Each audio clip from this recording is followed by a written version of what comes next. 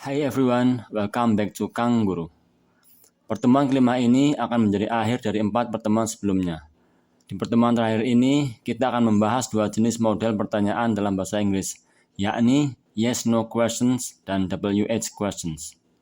Materi ini akan sangat berkaitan dengan materi-materi di pertemuan sebelumnya.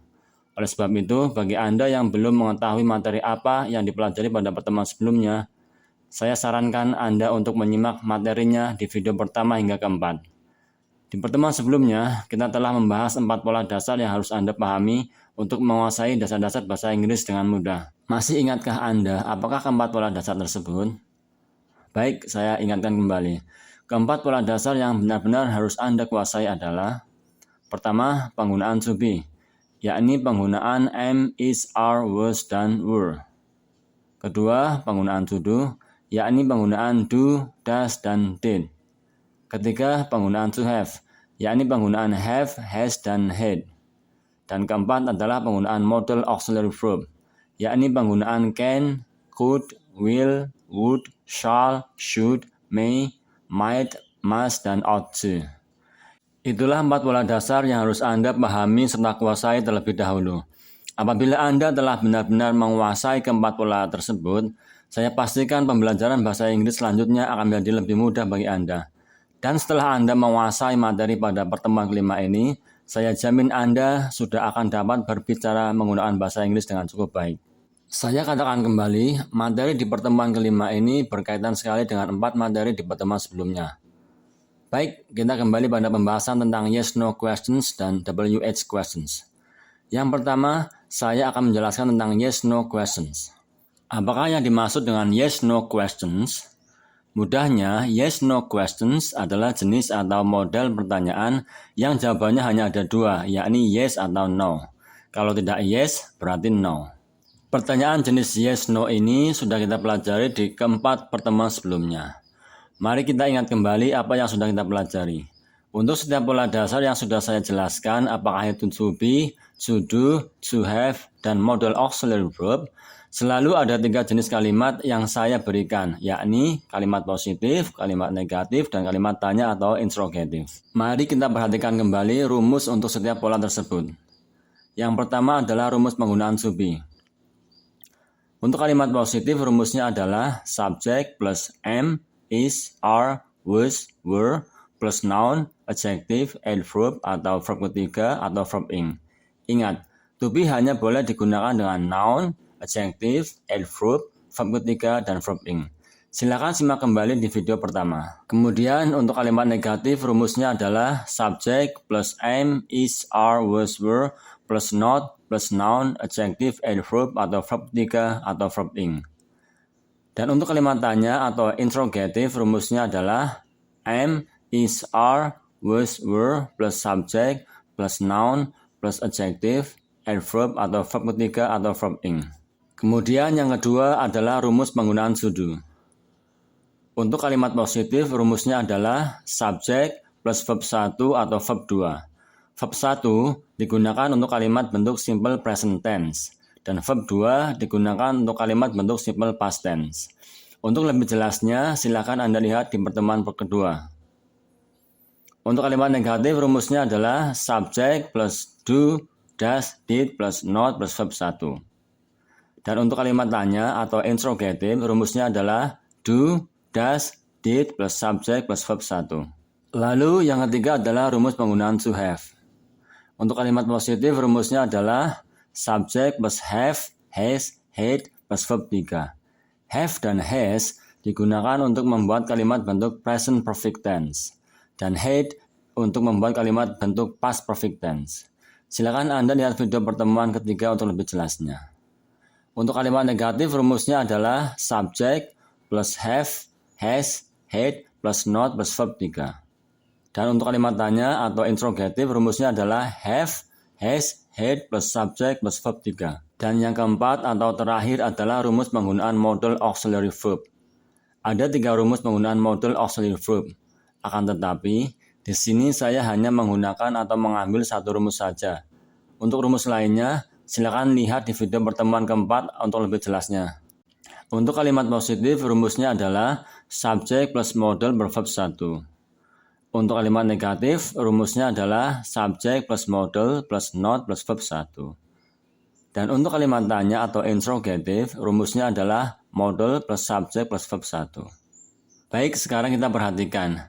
Saya akan mengambil rumus kalimat tanya atau interrogative untuk setiap pola. Maka akan didapatkan rumus sebagai berikut.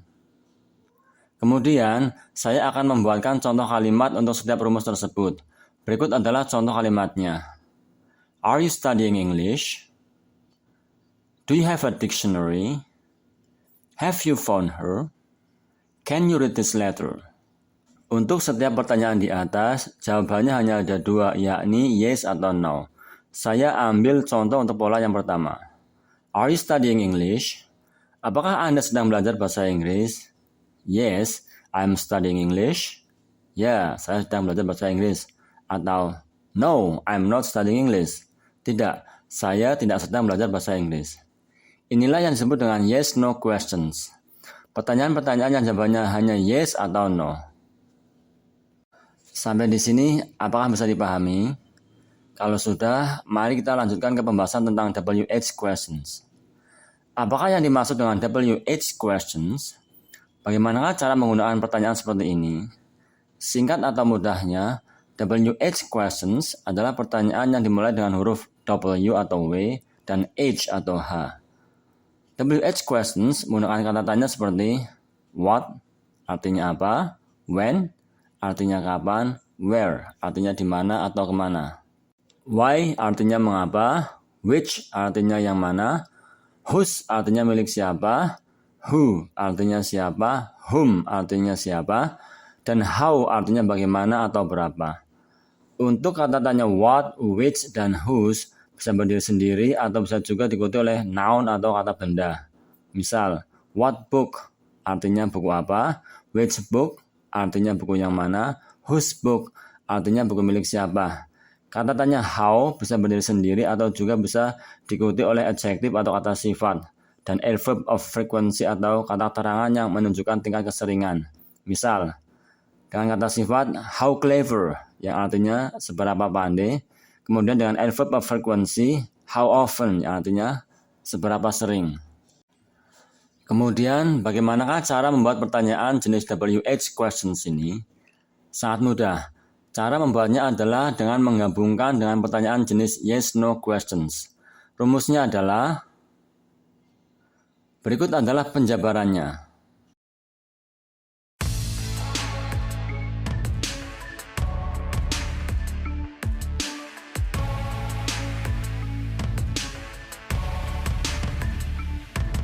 Untuk semakin memahaminya, berikut adalah contoh untuk setiap kata tanya dengan WH. What are you reading?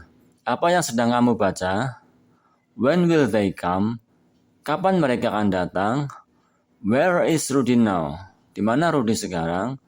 Why are you sad? Mengapa kamu sedih? Which book has she bought? Dia sudah membeli buku yang mana?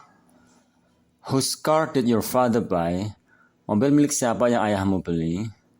Who helped Kiki yesterday? Siapa yang menolong Kiki kemarin? Whom did Anton help yesterday? Siapa yang ditolong Anton kemarin? Atau Anton menolong siapa kemarin? How far is your home from here? Seberapa jauh rumahmu dari sini? Mari kita perhatikan contoh di atas. Semua jenis pertanyaan di atas adalah sesuai dengan rumus WH questions. Lalu apa bedanya who dan whom? Who dan whom artinya sama, yakni siapa. Bedanya adalah pada penggunaannya. Who digunakan untuk menanyakan subjek, sedangkan whom digunakan untuk menanyakan objek. Untuk lebih jelasnya, mari kita lihat contoh pertanyaan dengan who dan whom di atas. Who helped Kiki yesterday? Siapa yang menolong Kiki kemarin? Who di sini jelas sekali digunakan untuk menanyakan subjek atau pelaku, yakni orang yang telah menolong Kiki. Jawaban dari pertanyaan ini misalnya adalah Anton helped Kiki yesterday. Anton yang menolong Kiki kemarin. Anton di sini fungsinya jelas sekali, yakni sebagai subjek dari kalimat ini. Berikut adalah contoh untuk penggunaan whom. Whom did Anton help yesterday? Siapa yang ditolong Anton kemarin? Whom di sini jelas sekali digunakan untuk menanyakan objek atau si penderita, yakni orang yang telah ditolong oleh Anton. Jawaban dari pertanyaan ini misalnya adalah Anton helped Kiki yesterday. Kiki di sini fungsinya jelas sekali, yakni sebagai objek dari kalimat ini. Baik, semoga Anda sekarang mengerti perbedaan antara who dan whom. Akan tetapi, untuk bahasa Inggris sekarang, who dapat digunakan untuk menanyakan baik subjek dan juga objek.